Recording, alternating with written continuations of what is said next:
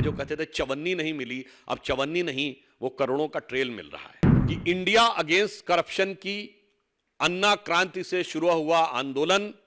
आज के में तब्दील हो गया है, यानी केजरी करप्शन क्रांति में तब्दील हो गया है। एक दशक के अंदर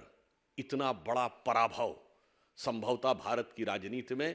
कभी देखने को नहीं मिला होगा। पर एक कहावत होती है, चोर चोरी से जाए हेरा फेरी से ना जाए। जो कहते थे चवन्नी नहीं मिली,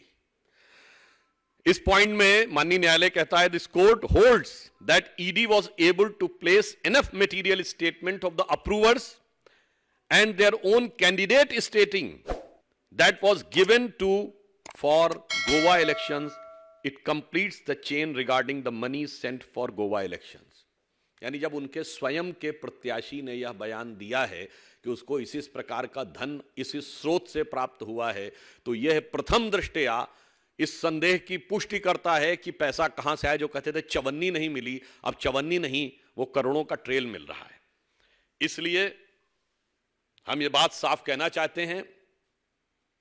कि इंडिया अगेंस्ट करप्शन की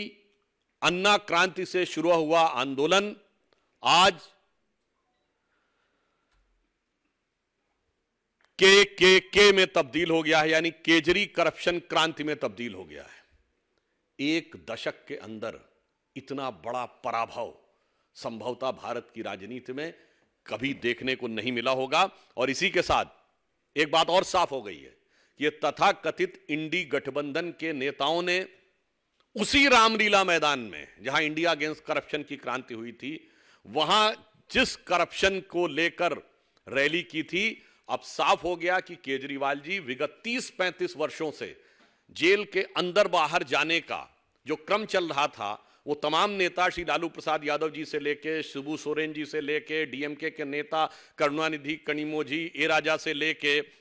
अन्य नेताओं से रत्ती भर भी अलग नहीं हैं। न्यायिक दृष्टि से वो ठीक उतने ही दोषी हैं जितने नेताओं के साथ आज खड़े थे। तो आप सोचिए वो कहां से कहां खड़े हो गए। और उससे ज्यादा गंभीर बात यह है, आज आपने देखा कि तृणमूल कांग्रेस के सांसद जो कि पश्चिम बंगाल में हुई हिंसा को कवर फायर देने के लिए चुनाव आयोग के पास गए थे, तो उनको बचाने के लिए